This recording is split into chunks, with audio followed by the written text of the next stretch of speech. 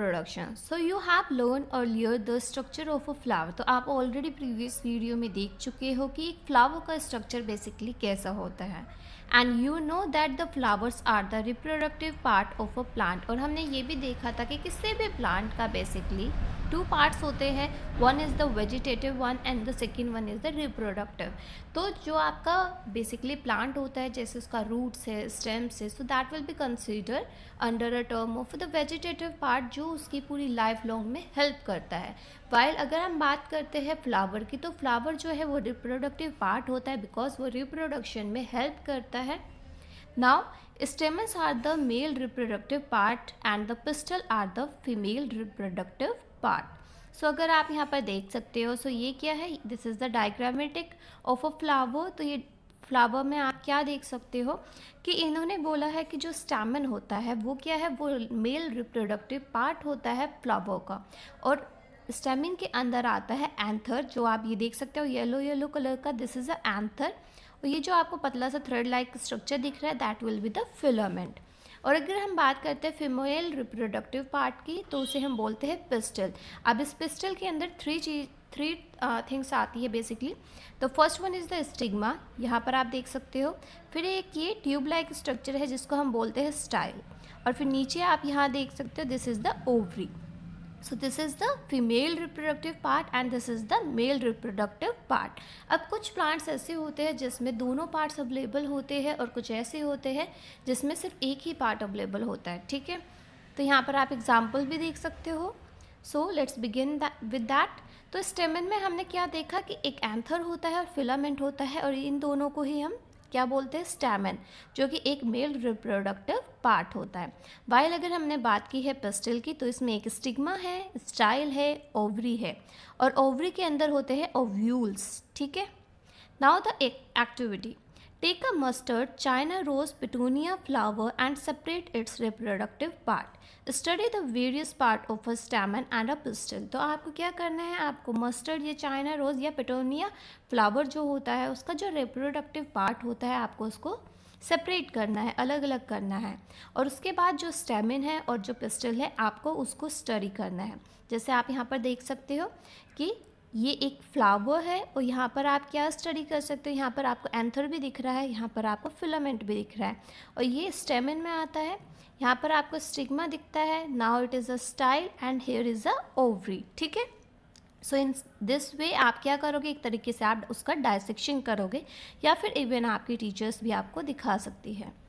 Now flowers which contain either only pistil or only stamen are called as unisexual flowers. तो मैंने already ये बताया है कुछ फ्लावर्स में क्या होता है, दोनों चीज़ें अवेलेबल होती है, और कुछ फ्लावर्स में जो है वो एक चीज़ अवेलेबल होती है.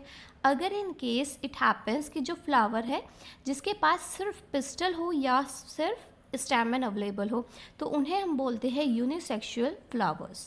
Uni means one and sexual means it has a stamen और अ पिस्टल, इनमें से कोई एक ही चीज़ उसके पास होगी. Now flower which contain both स्टेमन and pistol.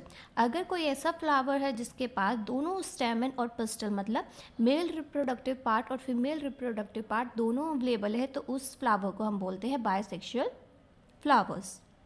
Now यहाँ पर एग्जाम्पल्स वर गिवन, कॉर्न है, पपाया है, कुकुम्बर है, तो these were the example of the unisexual flower. ठीक है. वाइल जो मस्टर्ड होता है, रोज़ होता है, पेटूनिया होता है, these were the bisexual flower. तो आपको ये याद रखने हैं, ये एग्जाम्पल्स जनरली पूछ लिए जाते हैं. Now both male and female unisexual flowers में be present in the same plant और इन अ डिफरेंट प्लांट्स.